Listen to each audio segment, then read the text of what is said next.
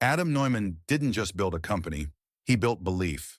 Belief that office space could change the world, that work was about purpose, community, and meaning, not contracts and square meters. Investors didn't buy desks. They bought a story where rules were optional if the vision was big enough, and growth mattered more than discipline. At its peak, WeWork was valued at $47 billion. Adam Neumann was celebrated as a visionary founder, a once-in-a-generation leader who could turn real estate into a global movement. Then almost overnight, it collapsed. The valuation vanished. The IPO failed, and the company everyone believed in was exposed as something very different from what it claimed to be. Adam Neumann's background mattered less than his personality. He was charismatic, intense, and relentlessly confident. He spoke in big ideas, not details, and framed doubt as a lack of imagination. To investors and employees, he didn't sound uncertain. He sounded inevitable. He co-founded WeWork in 2010 at a time when startups were redefining what work looked like. Open offices, flexible schedules, and a sense of belonging were becoming cultural signals, not just design choices. Adam tapped directly into that moment, positioning himself as a founder who understood culture better than spreadsheets. This personality shaped everything.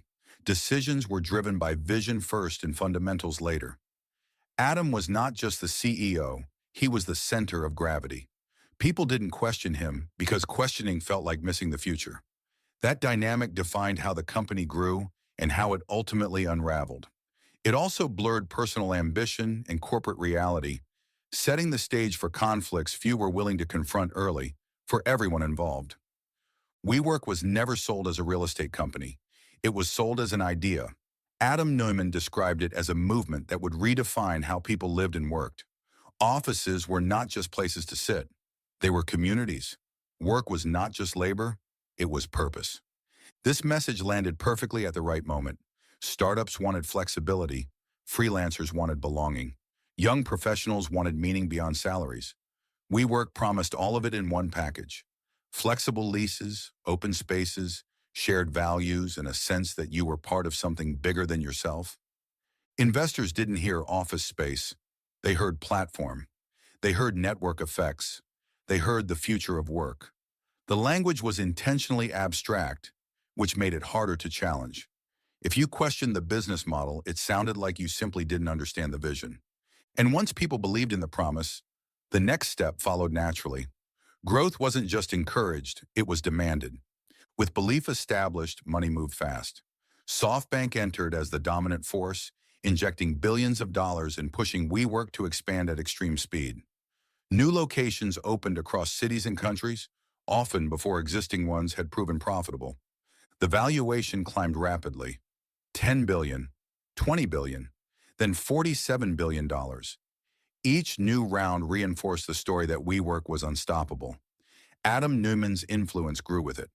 He wasn't just leading the company, he was shaping its identity, culture, and direction. Employees were told they were changing the world. Investors were told they were backing a generational company. Growth became the metric that mattered most. Losses were reframed as investment. Risk was reframed as ambition. But scale has a side effect. It amplifies weaknesses as efficiently as it amplifies success. And beneath the surface, the gap between what WeWork claimed to be and what it actually was growing wider with every new location. At the core, WeWork had a problem it could never escape. It was not a technology company. It was a real estate company pretending to be one. WeWork signed long-term leases, often 10 to 15 years, on expensive buildings in prime locations. These leases were fixed costs. They did not adjust when demand dropped. They did not scale down when growth slowed. Once a lease was signed, the risk was locked in for years.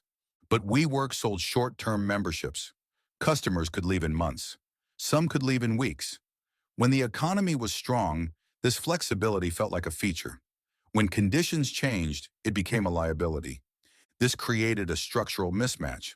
Long-term obligations on one side, short-term revenue on the other.